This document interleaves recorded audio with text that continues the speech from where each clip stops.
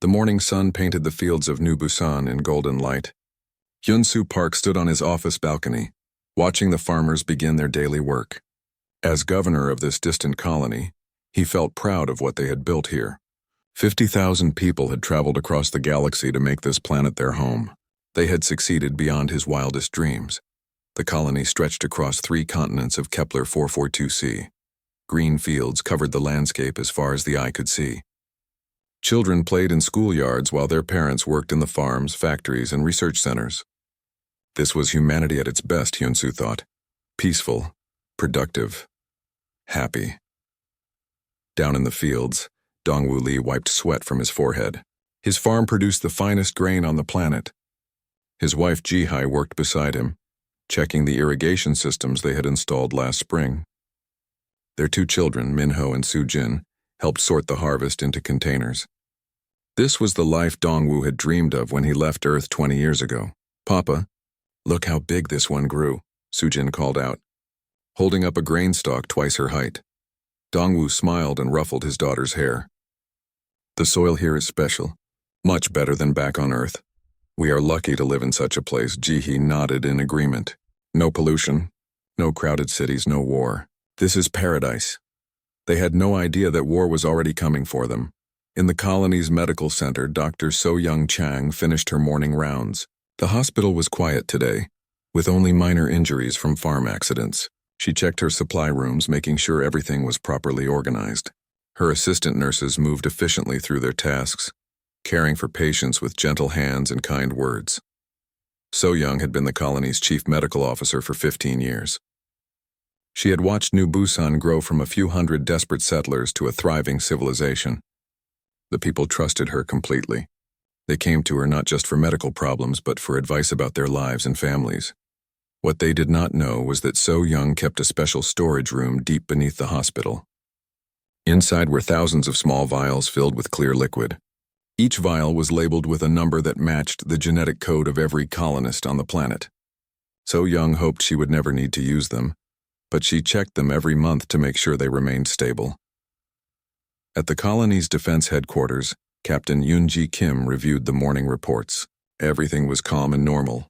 Her security force consisted of 200 volunteers who trained twice a week with old weapons and outdated equipment. Most of them were farmers and teachers who had joined because they wanted to help protect their community. "Captain, the sensor grid is showing some unusual readings from the outer system," reported her communications officer.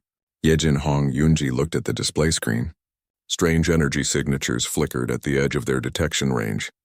"Probably just solar activity. Keep monitoring it, but do not worry the civilians yet." Yejin nodded and returned to her station. She was young and eager, having joined the defense force only 2 years ago. Like most of the colonists, she had never experienced real combat.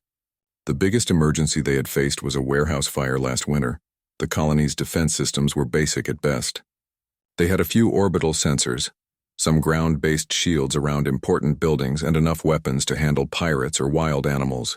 Against a real military force, they would be helpless. But nobody expected such a threat. New Busan was too far from the main trade routes to interest raiders, and no alien species had ever shown aggression toward human colonies. In his workshop, Jae-ho Shin hammered out repairs on a farming vehicle. His hands moved with practiced skill, shaping metal and adjusting mechanical parts. He had been the colony's head mechanic for 12 years, fixing everything from irrigation pumps to transport ships. People brought their broken equipment to him because they knew he could repair anything. "This engine should run for another decade if you maintain it properly," he told the farmer who had brought in the vehicle. The farmer thanked him and paid the small fee. Jae-ho watched him drive away, then returned to his workbench. He enjoyed the simple satisfaction of fixing things, of making broken machines work again. It was peaceful work that helped people live better lives. Jae-ho had strong hands and a sharp mind for mechanical problems. What he did not know was that his body carried genetic modifications that had been dormant for 20 years. When activated, those modifications would turn his mechanics knowledge and physical strength into something far more dangerous. At the colony's school, teacher Mi Young Cho led her class in a history lesson about Earth's exploration of space. The children listened with wide eyes as she described the brave pioneers who had traveled to distant worlds to build new homes for humanity. Why did people leave Earth? Teacher Cho? Asked one of her students. Mi Young thought carefully about her answer. Some people left because Earth became too crowded and polluted. Others left because they wanted to explore new places. And some left because they wanted to escape from wars and violence. She did not tell the children that many of their parents, including herself, belonged to the third group. The colonists of New Busan had come here seeking peace after experiencing things too terrible to discuss in a classroom, full of innocent minds. The children accepted her simple explanation and returned to their studies. They drew pictures of spaceships in alien worlds, imagining adventures among the stars. They had no concept of the darkness that existed in the galaxy, or the violence that some species used to expand their empires. Far above the planet, space remained empty and quiet. The unusual energy readings that Yejin had detected grew stronger, but still appeared to be natural phenomena. The automated sensors continued their patient watch, sending data to the defense headquarters where it was filed away without concern. Governor Hyun-soo finished his morning coffee and prepared for another day of routine administrative work. He had meetings scheduled about crop yield, school funding, and expansion plans for the growing colony.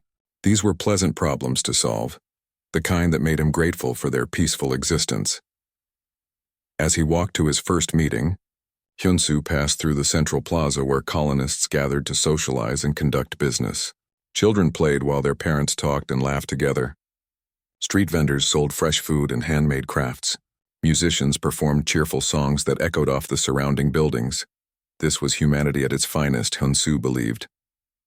When freed from the pressures of overpopulation, resource scarcity, and military conflict, people naturally chose cooperation and creativity over competition and violence. New Busan proved that humans could build something beautiful if given the chance. He had no way of knowing that in the depths of space, alien eyes were already watching their peaceful world with predatory interest. The Vorthon Empire's Third Fleet had detected the colony weeks ago and was approaching through hyperspace.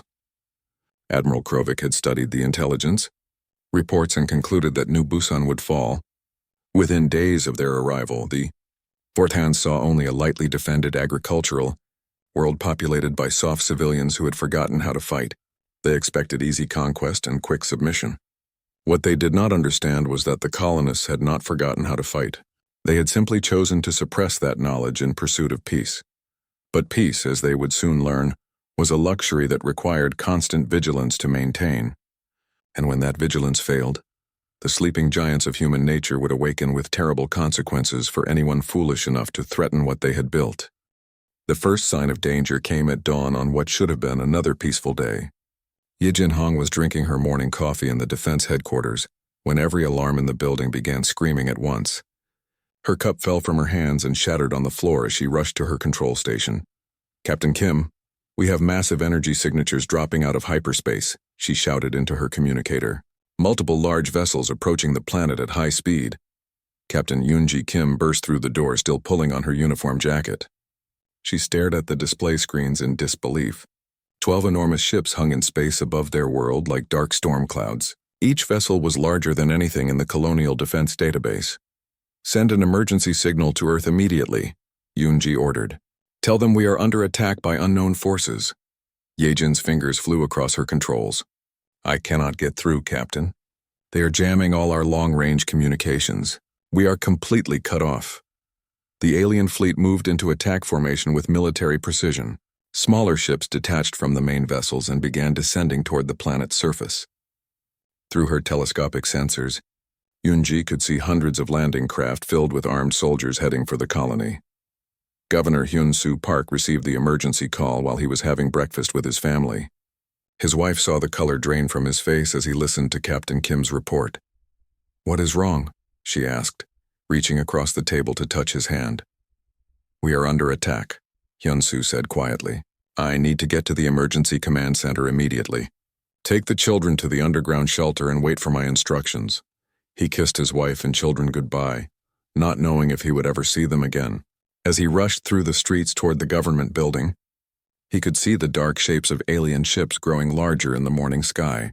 Out in his fields, Dongwu Li was checking his irrigation systems when the first enemy dropship screamed overhead. The massive craft was black and angular, covered in weapon turrets that glowed with menacing energy. It landed in the field next to his farm with a sound like thunder.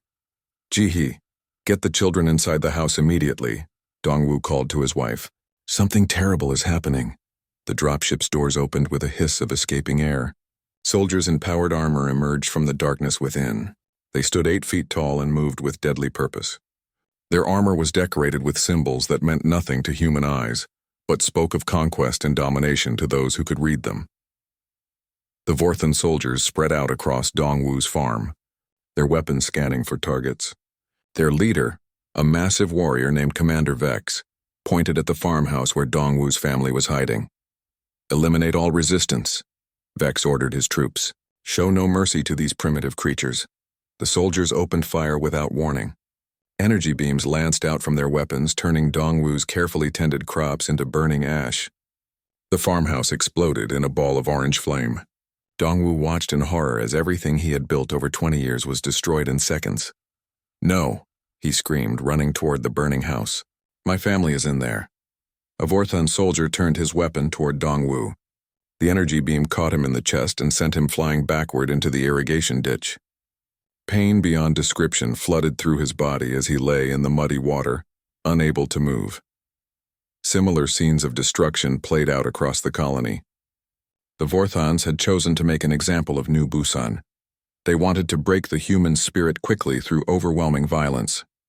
Landing craft touched down in dozens of locations, disgorging troops who immediately began destroying everything they could see. At the colony school, Mi Young Cho was leading her students through emergency evacuation procedures when the walls exploded inward. Fourth-hand soldiers stormed into the classroom, their weapons raised and ready to fire. "Children, get behind me," Mi Young shouted, spreading her arms to protect her students. The lead soldier raised his weapon toward the terrified children. Mi Young closed her eyes and prepared to die protecting them. But something strange happened in that moment. Instead of fear, she felt a cold anger spreading through her mind. Her thoughts became clearer and sharper than they had ever been before. When she opened her eyes, Mi Young was already moving. She grabbed a metal chair and threw it with incredible force at the nearest soldier. The chair struck his helmet so hard that it cracked the armor plating. Before the other soldiers could react, she had shoved her students toward the emergency exit. "Run to the shelters," she told them. "Do not look back." The children obeyed without question, their trust in their teacher absolute. Mi Young turned back to face the Vorthan soldiers, her mind processing their movements and weapon capabilities with mechanical precision. Something was awakening inside her, something that had been sleeping for many years. Captain Yoonji Kim led her small defense force into battle, knowing they had no chance of victory. Their outdated weapons and improvised tactics were no match for the Vorthan war machine, but they fought anyway, because it was their duty to protect the colonists. "Fall back to checkpoint 3, she ordered her troops as enemy fire tore through their defensive positions. "We need to buy time for the civilian evacuation." Her soldiers retreated in good order, using every piece of cover they could find. But the Vorthans advanced relentlessly, their superior firepower cutting down anyone who stood in their way. Within 2 hours, half of Yoonji's force was dead or wounded. Jae Ho Shin was working in his shop when the attack began. He heard the explosions and gunfire echoing across the colony, but his first instinct was to help rather than hide. He gathered every tool and spare part he could carry and headed toward the defensive positions. "Captain Kim, I brought extra power cells and repair equipment," he called out when he reached the front lines. "Get back to the shelter." "Jae Ho!" Yoonji shouted over the sound of weapons fire. This is no place for civilians, but Jae Ho ignored her order. He began working on a damaged defense turret, his hands moving with desperate speed to restore its power systems. Energy beams from Vorthan weapons sizzled past his head as he worked, but he did not stop. The turret came back online just in time to cut down a squad of enemy soldiers advancing on their position. Dr. So-Young Chang received dozens of wounded civilians in her hospital as the battle raged outside. The emergency rooms filled with people suffering from burns, cuts, and weapon injuries. She worked without rest, moving from patient to patient with practiced efficiency. But as she worked, So-Young began making careful decisions about which patients to treat first. She was not just triaging by medical priority anymore. She was selecting specific people based on genetic profiles stored in her memory. Between surgeries, she slipped away to her secret storage room. The time had come to use the vials she had hoped would never be needed. She filled a dozen syringes with the clear liquid, each one calibrated for a specific person's genetic code. Governor Hyun-soo tried to coordinate the colony's defense from his command bunker, but the situation was hopeless. Reports came in every few minutes of new areas falling to the invaders. The Vorthons were not just conquering the colony, they were systematically destroying it. "Sir, we have lost contact with sectors 7 through 12, reported his aide. "The enemy has taken control of the power station and the water treatment plant." Hyun-soo stared at the tactical display showing red enemy markers spreading across the map like a disease. In 6 hours, the Vorthons had shattered everything the colonists had built over 2 decades, but something was changing among the defenders. Reports began coming in of impossible acts of heroism and skill. Civilians were fighting back with abilities that defied explanation. A schoolteacher had single-handedly disabled an enemy squad. A mechanic had destroyed an armored vehicle with improvised explosives. A farmer had survived a direct hit from an energy weapon and kept fighting. The Vorthons had expected quick victory over a defenseless colony. But as night fell over the burning settlement of New Busan, they found themselves facing an enemy that was adapting and evolving with each passing hour. The sleeping giants of human nature were beginning to stir, and when they fully awakened, the galaxy would tremble. 3 days after the invasion began, Dr. So-Young Chang moved through the underground shelter with quiet purpose. In her medical bag, she carried syringes filled with the clear liquid from her secret storage room.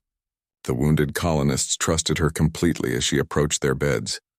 "This will help with the pain and shock," she told each patient as she administered the injection. "You should start feeling better very soon." What she did not tell them was that the injection contained genetic triggers that had been dormant in their bodies for decades. Each person carried modifications created during Earth's darkest wars, but they had been locked away to allow normal life. Now those locks were being removed. Dongwoo Lee lay on a hospital bed with severe burns covering his chest. The energy weapon that had struck him should have killed him instantly. Instead, he was conscious and alert, watching Dr. Chang approach with her syringe. "Doctor, my family," he whispered. "Did anyone survive the attack on my farm?" So-Young's face was gentle but sad. "I am sorry, Dongwoo. Your wife and children did not make it to the shelters in time." The news hit him like a physical blow. Dongwoo closed his eyes and felt something cold and terrible growing inside his chest. When So-Young injected the clear liquid into his arm, that coldness began to spread throughout his entire body. Within hours, the changes began. Dongwoo's burned skin started healing at an impossible rate. His muscles grew denser and stronger. His mind became sharper, processing information with computer-like speed. But most importantly, his capacity for mercy began to disappear, replaced by a calculating desire for revenge. In another part of the shelter, Mi-young-cho received her injection while tending to her surviving students. She had managed to save 12 children from the school attack, but the memory of the Vorthon soldiers pointing weapons at innocent faces filled her with rage. "Teacher Cho, when can we go home?" asked one of her students. "A little girl named Hana. Soon," Mi-young promised, though she knew their homes were nothing but ash now. "But first, the bad aliens need to be taught a lesson about hurting children." The genetic modifications activated in Mi-young's brain like switches being flipped on. Her already sharp teacher's mind became a tactical computer, capable of processing battlefield information in real time. She began seeing the shelter's layout not as a place of refuge, but as a fortress that could be defended with devastating efficiency. Mechanic Jae-ho Shin was working on damaged equipment in the shelter's workshop when Dr. Chang found him. His hands were already healing from burns he had received while fighting the Vorthons, but the process accelerated dramatically after the injection. "Doctor, I feel strange," he told her as his muscles began to expand. "Like there is electricity running through my bones." "That is normal," So-Young assured him. "Your body is remembering skills it used to have. Do not fight the changes. Let them happen." Jae-ho's mechanical knowledge combined with his enhanced physical abilities in ways that should not have been possible. He began understanding not just how to fix machines, but how to turn any piece of equipment into a weapon. His gentle mechanic's hands became capable of crushing metal with ease. Captain Yoonji Kim was one of the last to receive the injection. She had been too busy organizing the remaining defense forces to visit the medical station. When Dr. Chang finally found her, Yoonji was studying tactical maps with grim determination.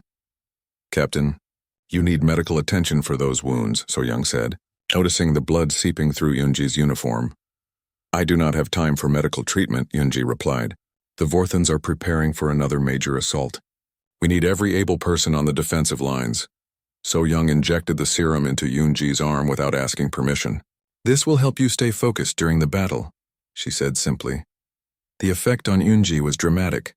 Her tactical awareness expanded to encompass not just military strategy, but psychological warfare and resource management. She began seeing patterns in Vorthan behavior that revealed weaknesses to exploit.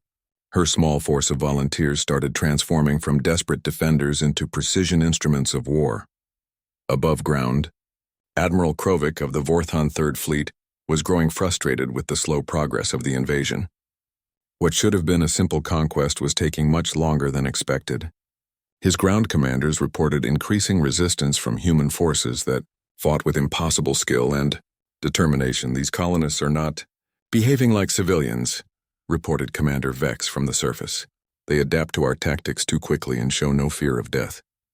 My soldiers are starting to feel nervous." "Nervous?" Krovik laughed over the communication link. "Your warriors are afraid of human farmers and teachers? Increase the pressure. Use heavier weapons if necessary. I want this planet secured within 2 days." But even as he gave those orders, Krovik felt a small chill of unease. The intelligence reports on human colonies had described peaceful agricultural settlements with minimal defenses. Nothing in those reports had mentioned the tactical sophistication his forces were now encountering. The first major engagement came at sunset on the 3rd day. The Vorthans launched a coordinated assault on the main shelter complex, expecting to crush the remaining human resistance once and for all. Instead, they walked into a trap that demonstrated just how much the colonists had changed. Mi Young-cho coordinated the defense from the shelter's command center, her enhanced mind tracking the movement of every enemy soldier simultaneously. She directed fire teams with surgical precision, using her intimate knowledge of child psychology to predict how soldiers would behave under stress. Group 3. "The commander will advance first because of pride," she spoke into her communicator. "Wait until he is 20 meters from the barricade, then target his communications equipment. The others will hesitate when they lose contact with their leader." Her prediction proved exactly correct. The Vorthan attack faltered as their communications network collapsed under targeted strikes. What should have been an overwhelming assault became a series of confused, smaller battles that the humans could handle. Jae-ho. Shin led a team that sabotaged Vorthan equipment with mechanical expertise that bordered on the supernatural. He could identify weak points in alien technology just by observing it in action. His enhanced strength allowed him to tear through armor plating that should have required heavy tools to penetrate. The power coupling on their vehicles is located behind the left rear wheel, he explained to his team as they prepared an ambush. "One precise strike there will disable the entire machine. After that, the crew will be trapped inside a metal coffin." The sabotage mission succeeded beyond anyone's expectations. 12 Vorthan assault vehicles were disabled in under an hour, their crews eliminated before they could escape their disabled machines. The aliens began to realize they were facing an enemy that understood warfare on a level they had never encountered before. Dongwoo Lee fought with the cold fury of a man who had lost everything he cared about. His enhanced body moved through combat like a force of nature, tearing through enemy ranks with farming tools converted into weapons of war. But more terrifying than his physical abilities was the complete absence of mercy in his actions. He took no prisoners. He showed no compassion for wounded enemies. He fought with the methodical efficiency of a machine designed for killing, because that was exactly what the genetic modifications had turned him into. The peaceful farmer who had tended crops and raised children was gone, replaced by something that existed only to inflict death on those who had destroyed his family. By dawn of the 4th day, the situation on New Busan had changed completely. The Vorthan invasion force found itself under constant attack by an enemy that seemed to anticipate their every move. Supply lines were disrupted. Communication networks were compromised. Morale was crumbling as soldiers began to fear an enemy they could not understand. The humans were no longer defending their colony. They were hunting their invaders with the patience and skill of apex predators. Dr. So-Young Chang watched the transformation of her people with mixed feelings of pride and horror. The Berserker Protocol was working exactly as designed, but the cost was becoming clear. The gentle colonists who had sought peace among the stars were disappearing, replaced by living weapons that existed only for war. They were becoming everything their genetic programming intended them to be, and everything they had hoped never to become again. Admiral Krovic stared at the casualty reports with growing alarm. In just 4 days, his Third Fleet had lost 30% of its ground forces. The humans were not just fighting back anymore. They were systematically destroying his army with tactics that defied everything he knew about warfare. How is this possible? He demanded of his intelligence officers. These are supposed to be farmers and teachers, not trained soldiers. Commander Vex appeared on the communication screen, his armor scorched and damaged from recent battles. Behind him, smoke rose from burning Vorthon equipment.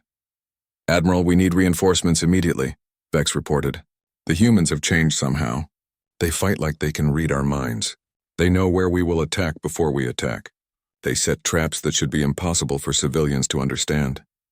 Krovic leaned forward in his command chair. "What do you mean they have changed? Humans are humans. They cannot suddenly develop new abilities.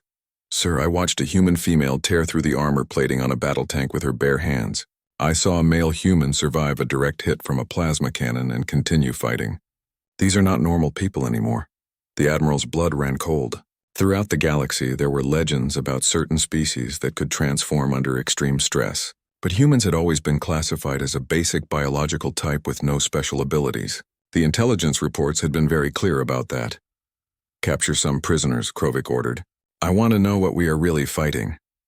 The prisoner capture mission was assigned to Supply Officer Wu Jin Park, though the Vorthons did not know his name.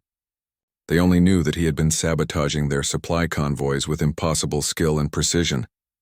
When they finally cornered him in an abandoned warehouse, Wu Jin allowed himself to be taken. The Vorthons brought him to their forward command post for interrogation. They chained him to a metal chair and began their standard procedures for breaking prisoners. But as they worked, Wu Jin was studying them with enhanced senses that cataloged every detail of their operations. He memorized the locations of weapon storage areas, communication equipment, and structural weak points. He counted guard rotations and identified which officers had access to sensitive information. Even as they broke his bones and burned his skin, his modified mind was planning the destruction of their entire facility. "Tell us about your military capabilities," the interrogator demanded. "What weapons do you possess? How many trained soldiers are among your people?" Wu Jin looked at his torturer with eyes that showed no pain despite the damage being done to his body. "We are farmers and teachers," he said calmly. "We grow food and educate children. That is all we have ever been." The Vorthons continued their interrogation for hours but learned nothing useful. What they did not understand was that Wu Jin's enhanced healing abilities were repairing the damage almost as quickly as they could inflict it. His pain tolerance had been elevated beyond anything they could imagine. When he finally escaped 3 days later, Wu Jin brought back intelligence that allowed the humans to plan something unprecedented. They would not just defend their colony anymore. They would take the war to the enemy with devastating effect. Mi Young Cho used Wu Jin's intelligence to plan a coordinated assault on multiple Vorthon positions simultaneously. Her enhanced tactical mind could process dozens of variables at once, creating battle plans of incredible complexity that ordinary humans could never have conceived. "Team Alpha will strike the ammunition depot at exactly Uro 300 hours, she briefed her fighters in the underground command center. "Team Beta will disable their communications array 30 seconds later. Team Gamma will assault the command post when the confusion reaches maximum level." The human fighters listened to her instructions with the focused attention of professional soldiers, though most had been civilians just days before. The genetic modifications had not just enhanced their physical abilities. They had unlocked military knowledge that had been encoded in their DNA during Earth's ancient wars. Dongwu Li led Team Alpha in the attack on the ammunition depot. His enhanced senses allowed him to move through the darkness like a ghost, avoiding Vorthon sentries with supernatural awareness. When he reached the target building, His modified strength let him tear through security barriers that should have required explosives to breach. The depot explosion lit up the night sky like a second sun. The blast was so powerful that it shattered windows in buildings 5 kilometers away, but more importantly, it announced to every Vorthan soldier on the planet that the humans were no longer hiding in their shelters. Jae-ho Shin led Team Beta in the assault on the communications array. His mechanical expertise, enhanced to superhuman levels, allowed him to understand alien technology just by looking at it. He bypassed security systems and sabotaged equipment with the efficiency of someone who had designed the systems himself. The primary control node is located in the central tower, he explained to his team as they approached the facility. Disable that and their entire network will collapse for at least 6 hours. The mission succeeded beyond their wildest hopes. Not only did they destroy the communications equipment, they captured technical manuals and encryption codes that would allow them to intercept enemy transmissions for weeks to come. Captain Yoonji Kim led the assault on the command post, her enhanced tactical awareness allowing her to coordinate the attack with perfect timing. She moved through the enemy facility like she had studied its layout for months, though she had never seen it before her peoples. Modifications activated. The Vorthon officers barely had time to understand they were under attack before Yoonji's team had eliminated their security forces and captured their strategic planning computers. For the first time since the invasion began, humans had access to complete information about enemy troop dispositions and battle plans. The coordinated attacks dealt a devastating blow to Vorthan operations on New Busan. But more importantly, they demonstrated that the humans had evolved beyond defensive fighting. They were now capable of conducting offensive operations with professional military precision. Admiral Krovik received the damage reports with a mixture of disbelief and growing fear. The humans had struck 6 different targets simultaneously, each attack perfectly timed to maximize damage while minimizing their own casualties. This level of coordination should have been impossible for a primitive colonial militia. "Sir, we have lost contact with 3 forward bases," reported his communications officer.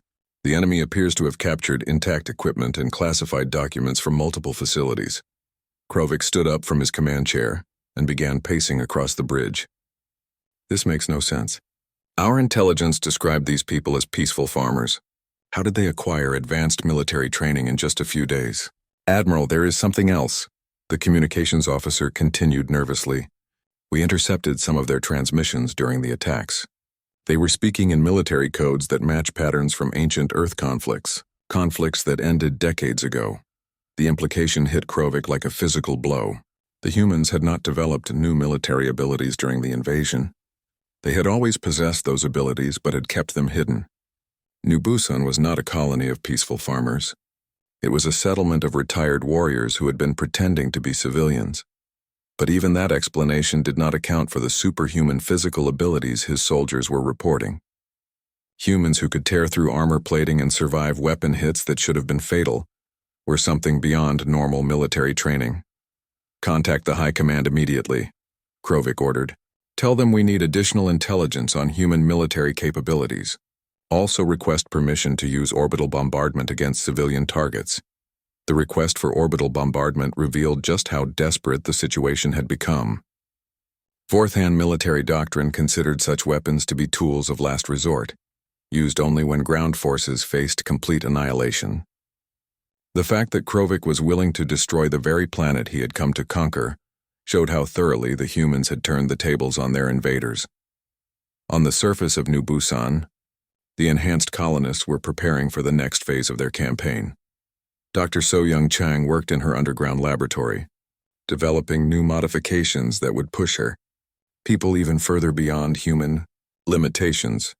"The current enhancement level has been very successful," she reported to Governor Yun-Soo Park. "But the enemy will adapt to our capabilities. We need to stay ahead of their countermeasures." Governor Park looked at the genetic modification data with growing concern. Each new enhancement made his people more effective in combat, but also made them less recognizably human.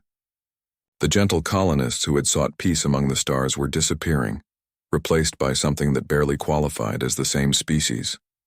"How far are we willing to go?" he asked So-Young quietly, At what point do we stop being human and become something else entirely? Dr. Chang looked up from her work with eyes that had grown cold and calculating over the past week. We will go as far as necessary to survive, she said simply. The Vortons chose to make this a war of extinction. Now they will learn what happens when you threaten a species that has survived everything the galaxy could throw at them. The transformation of New Busan's colonists was accelerating beyond anyone's control. They were becoming the ultimate expression of human survival instinct, shaped by genetic modifications that had been designed during humanity's darkest historical period. They were becoming exactly what they needed to be to win this war. But in becoming perfect warriors, they were losing the very humanity they had originally sought to protect. The orbital bombardment began at dawn on the 7th day of the invasion. Admiral Krovic had received permission from the High Command to use weapons that would turn vast areas of New Busan into radioactive wasteland. If he could not conquer the humans through conventional means, he would break their will through overwhelming destruction. The first energy beam lanced down from space like the finger of an angry god. It struck the northern agricultural district where Dongwu Li had once grown his prize crops. The explosion vaporized everything within a 5-kilometer radius, leaving only a crater of molten glass where farms and homes had stood moments before. Governor Hyun-Soo Park watched the destruction from his underground command center, his face pale with horror. Thousands of colonists had died in that single blast, including families who had hidden in shelters they believed would protect them. They are targeting civilian areas on purpose, he said to Captain Yoonji Kim. This is no longer a military operation. They are trying to commit genocide. Yoonji studied the tactical displays with her enhanced analytical abilities. The bombardment pattern suggests they want to break our morale rather than destroy our military capabilities. They think fear will make us surrender. Another energy beam struck the eastern residential district, erasing an entire neighborhood from existence. The Vorthons were systematically destroying everything the colonists had built over 2 decades of hard work and sacrifice. But instead of breaking human morale, the orbital attacks had the opposite effect. The genetic modifications in the surviving colonists responded to the extreme threat by pushing their capabilities even further, beyond normal human limits. Dr. So-Young Chang felt the change happening in her own body as she worked to save wounded civilians in her underground medical facility. Her hands moved with inhuman speed and precision as she performed surgery on patients who should have been beyond saving. Her enhanced metabolism allowed her to work for days without rest while maintaining perfect concentration. "Doctor, how are these people still alive?" asked one of her assistant nurses. This man took shrapnel from the orbital strike that should have killed him instantly. So Young looked at the patient, whose wounds were already beginning to heal at a visible rate. Their bodies are adapting to survive in conditions that would kill ordinary humans. The genetic modifications are evolving in real time. The enhanced healing abilities were just the beginning. The colonists were developing new capabilities that defied everything known about human biology. Some could see clearly in complete darkness. Others could hear enemy communications from kilometers away. A few could survive in the radioactive zones created by the orbital bombardment. Mi Young Cho coordinated the resistance from a mobile command center that moved through the underground tunnel network. Her enhanced tactical mind had evolved to process information on a level that resembled artificial intelligence more than human thought. The enemy bombardment will continue for approximately 18 hours, she reported to her team leaders. After that, they will send ground forces to secure the remaining population centers. We will be ready for them.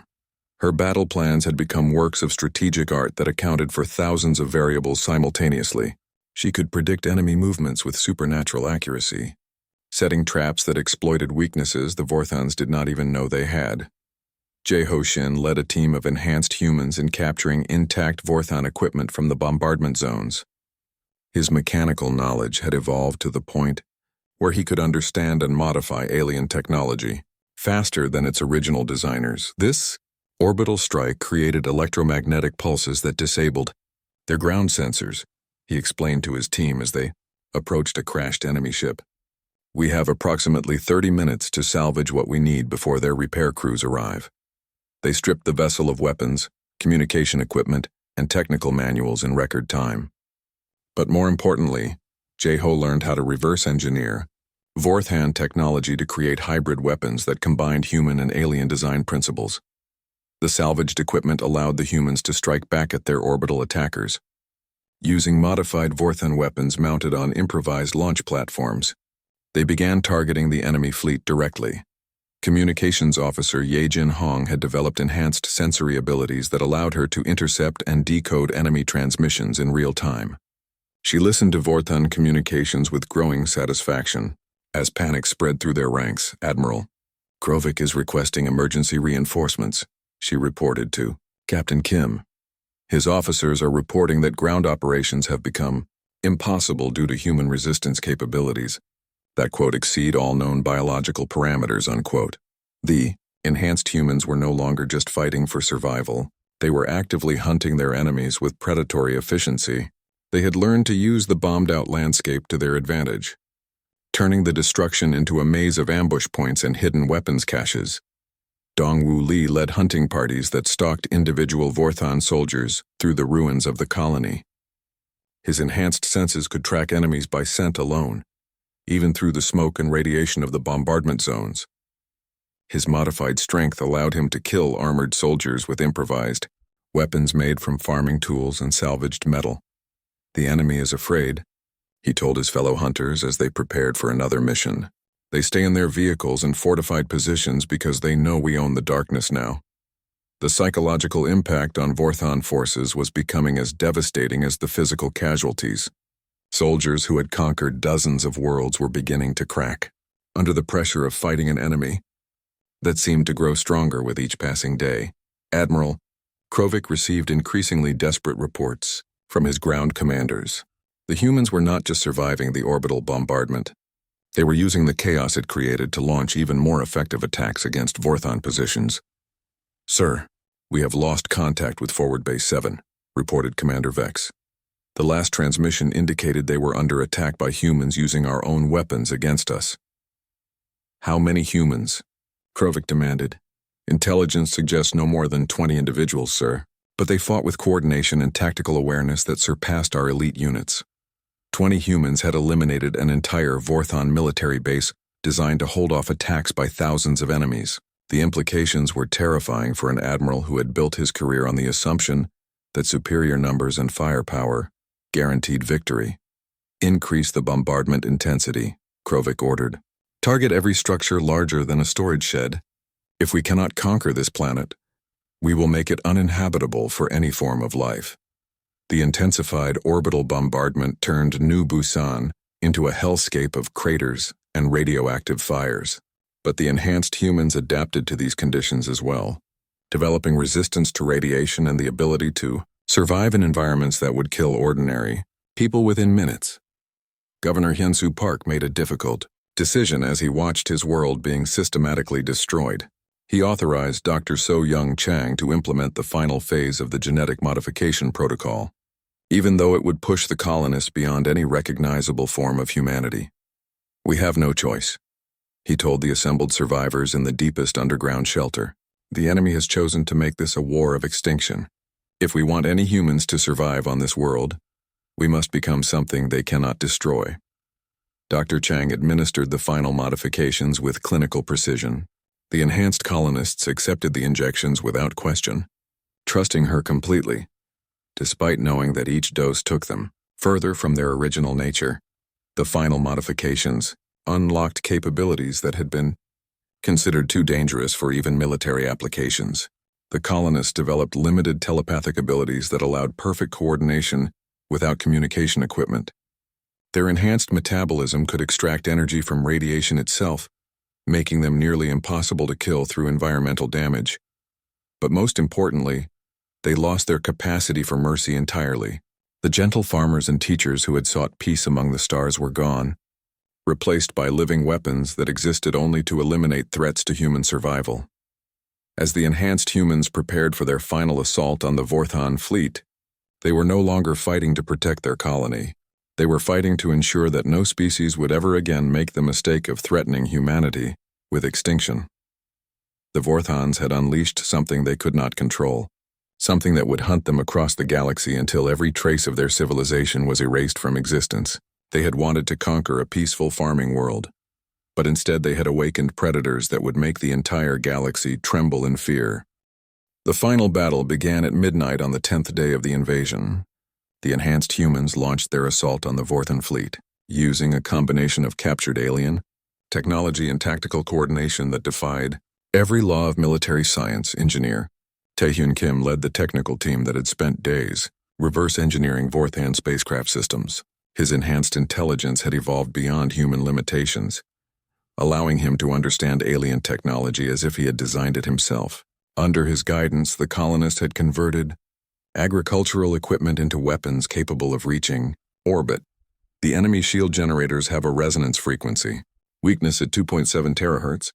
He explained to the assault teams preparing for launch. Strike those points simultaneously, and their entire defensive grid will collapse within minutes. The improvised human fleet consisted of farming vessels, transport ships, and maintenance craft that had been converted into weapons of war. They should have been destroyed within seconds of engaging the massive Vorthan dreadnoughts, but the enhanced humans fought with coordination that resembled a single organism rather than individual soldiers. Mi Young-cho commanded the assault from the lead ship, her enhanced tactical mind processing battlefield information faster than any computer. She could see patterns in enemy movement that revealed weaknesses before the Vorthans themselves realized they existed. Alpha Squadron, target the command ship's communication array, she ordered through the telepathic link that connected all the enhanced humans. Beta Squadron, focus fire on the weapons platforms protecting their flanks. Gamma Squadron, prepare for boarding operations once their shields are down. The battle plan unfolded with mechanical precision. Every human pilot knew exactly what their comrades were thinking and planning, allowing them to execute complex maneuvers that would have been impossible through normal communication methods. Captain Yoon-ji Kim led the boarding assault on Admiral Krovik's flagship. Her enhanced physical abilities allowed her to tear through bulkheads and armor plating that should have required heavy equipment to breach. Behind her, teams of colonists who had once been farmers and teachers moved through the alien ship like professional soldiers. The Vorthan crew fought desperately to repel the boarders, but they were facing an enemy that felt no fear and showed no mercy. The enhanced humans eliminated resistance with cold efficiency, their modified metabolism allowing them to continue fighting even after sustaining injuries that would have killed ordinary people. Dongwu, Lee had evolved into something that barely resembled the gentle farmer who had once grown prize crops. His enhanced senses could track enemies through the ship's ventilation system, while his modified strength allowed him to crush armored soldiers with his bare hands. He moved through the vessel's corridors like a force of nature, leaving destruction in his wake. The engine room is secured, he reported through the telepathic link. All Vorthan personnel have been eliminated. The phrase eliminated rather than killed or captured revealed how completely the colonists had changed. They no longer saw their enemies as living beings worthy of mercy, but as problems to be solved through the application of overwhelming force. Admiral Krovik found himself trapped on his own bridge as enhanced humans systematically took control of his ship. He watched in horror as creatures that looked human but fought like demons tore through his elite guards with supernatural abilities. "What, are you?" he demanded when Captain Kim finally reached the command center. Yoonji looked at him with eyes that showed no trace of the compassion that had once defined her as a teacher and community leader. "We are what you made us," she said simply.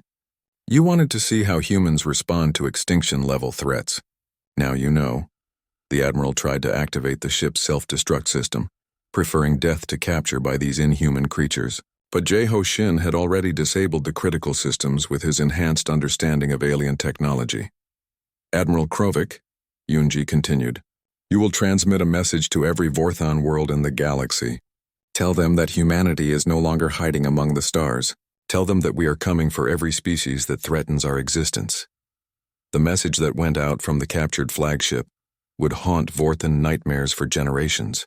It was not a demand for surrender or a negotiation for peace. It was a simple declaration that humanity had evolved beyond the need for such concepts. "The species that attacked New Busan will be eliminated," the message stated in perfect Vorthan language. "Any species that provides aid or comfort to our enemies will be eliminated. Any species that stands between us and our enemies will be eliminated." This is not a threat or a negotiation. This is a statement of fact. The enhanced humans did not just defeat the Vorthan Third Fleet. They methodically dismantled it with the thoroughness of mechanics stripping down broken machinery. Every ship was captured intact. Every piece of technology was studied and reverse-engineered. Every crew member was interrogated for intelligence before being eliminated. Dr. So-Young Chang worked aboard the captured flagship, studying Vorthon biology with the clinical detachment of a researcher, examining laboratory specimens. Her enhanced intelligence had evolved to process medical information at superhuman speeds, allowing her to develop biological weapons specifically designed to target Vorthon physiology. Their reproductive cycle has a critical vulnerability during the third developmental stage, she reported to the command team. A modified virus introduced into their home worlds could eliminate their entire species within 2 generations. The casual discussion of genocide revealed how completely the peaceful colonists had been transformed. They spoke of exterminating entire civilizations with the same tone they had once used to discuss crop rotations and school curricula. Governor Hyunsu Park was one of the few colonists who had not received the final genetic modifications. He watched the transformation of his people with growing horror, realizing that they had saved New Busan by destroying everything that had made it worth saving. We need to consider what happens after we defeat the Vorthans, he said during a strategy meeting in the captured command center. We cannot spend the rest of our existence hunting down every species that might threaten us. Mi-young Cho looked at him with the cold calculation that had replaced her former warmth as a teacher. Governor, with respect, your concern for enemy welfare is a luxury we can no longer afford. The galaxy has shown us what happens to species that choose peace over strength. But we are becoming monsters, Hyunsu protested. We are losing everything that made us human in the first place. We are becoming survivors, Dongwu Li corrected him. The Vorthans taught us that the galaxy does not reward compassion or mercy. They wanted to see human potential unleashed. Now they will live with the consequences of that choice. The enhanced humans began preparing for their exodus from New Busan. The planet that had once been their peaceful home was now just a launching point for a campaign that would span the galaxy. They had ships, weapons, and the enhanced abilities needed to hunt down every Vorthan world and eliminate the species that had dared to threaten them. Taehyun Kim supervised the construction of new vessels using hybrid human Vorthan technology. The ships that emerged from his workshops were faster, more heavily armed, and more efficient than anything either species had produced alone. They were perfect tools for the enhanced humans' new purpose. The first wave will target the Vorthan colony worlds, he reported to the command staff. The second wave will strike their industrial centers. The third wave will assault their home system directly. The plan was not conquest but extermination. The enhanced humans had evolved beyond the need for territory or resources. They existed now only to eliminate threats to human survival, and they had classified the entire Vorthon Empire as such a threat. As the hybrid fleet prepared to depart New Busan, Governor Park sent a desperate message toward Earth. He warned that the genetic modifications had created something beyond human control, a new branch of humanity that viewed the galaxy as a hunting ground rather than a place to build civilizations. We saved our colony by becoming something that threatens all life in the galaxy, he transmitted into the void. The Vorthans wanted to conquer farmers and teachers. Instead, they created predators that will hunt every species to extinction unless someone finds a way to stop them. The message would not reach Earth for decades, traveling at the speed of light across the vast distances between stars. By the time it arrived, the enhanced humans would have already begun their campaign of systematic genocide against any species they perceived as a threat. The ships departed New Busan in perfect formation, carrying passengers who had once dreamed of peace among the stars. They were no longer farmers, teachers, mechanics, or doctors. They were living weapons designed for a single purpose, heading out into the galaxy to fulfill their genetic programming.